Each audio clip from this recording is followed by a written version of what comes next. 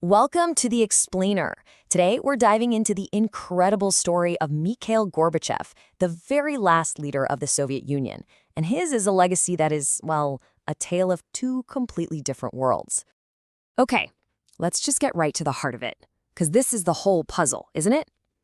On one hand, in the West, Gorbachev is hailed as a hero, the man who tore down the Iron Curtain. But on the other hand, back in Russia, a lot of people see him as the guy who presided over the total, humiliating collapse of a superpower. So, was he a visionary peacemaker or the architect of ruin? I mean, in Western countries, the reaction to him was just electric. People were captivated. The press even came up with a name for it, Gorbamania. He was celebrated for ending the terrifying nuclear arms race and for peacefully letting Eastern Europe go its own way, a move that literally redrew the map. But you flip the coin, and in Russia, wow, it's a completely different story. A poll from 2017 showed that nearly half of all Russians had a negative view of him. You see, for them, his reforms didn't bring freedom. They brought economic chaos, empty store shelves, and the loss of their country's prestige on the world stage. Only a tiny 15% saw him in a positive light. So that's the big question, right? How does a kid born to a peasant family, a guy who is a total, true believer in the communist system, climb all the way to the top, only to be the one who oversees its complete demise? Well, if you look at his career, it was like a textbook for Soviet success. A totally dedicated party man just steadily climbing that ladder, from the youth league to a regional boss, and then boom, the most powerful job in the entire Soviet Union. He was the system's golden boy, a product of the very machine he would eventually take apart. And let's be crystal clear about this. In the beginning, he was all in. This quote from his application to join the party says it all. He pledges his entire life to communism. This wasn't some secret revolutionary. This was a man who set out to perfect the USSR, not destroy it. But then things started to shift. He began to travel abroad in the 70s, seeing the West with his own eyes. And it was a total shock to his system. He later said that seeing how openly people in Western Europe could criticize their own leaders, something totally unimaginable back home, it shook his core belief that the Soviet system was superior. So, fast forward to 1985, Gorbachev takes power, and the Soviet Union is in serious trouble. It's stagnating, falling behind. He was absolutely convinced that if he didn't do something radical, the whole system was just going to collapse on its own. So he comes in with this two-part plan. First up, Glasnost.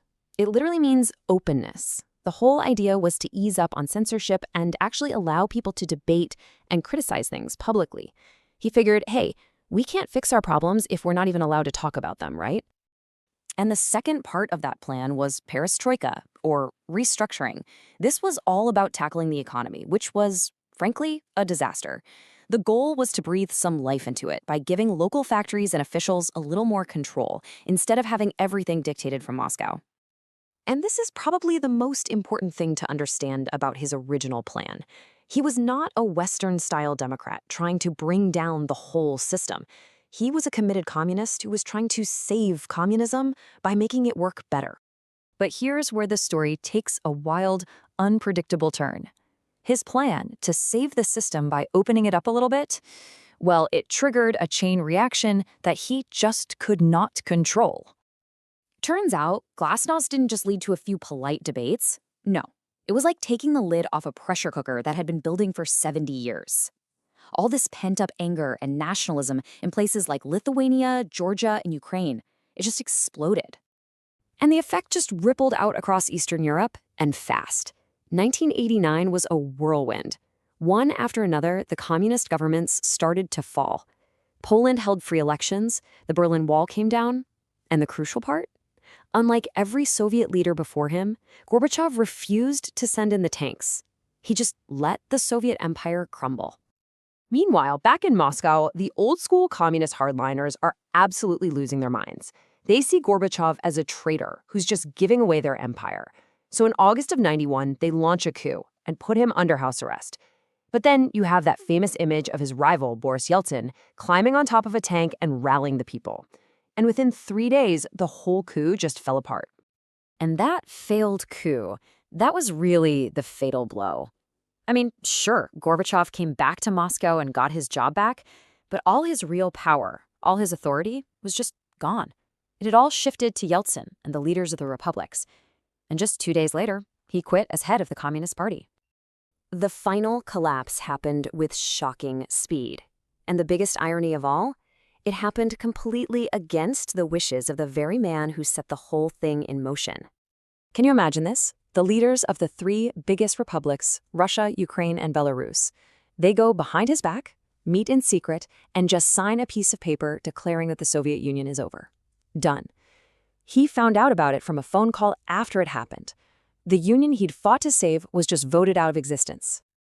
And just like that, an empire was gone. The huge, monolithic Soviet Union shattered into 15 separate countries. The map of the world was fundamentally, permanently redrawn.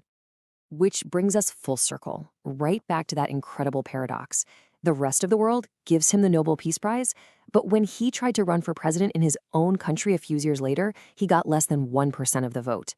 A global hero and a political outcast in his own home.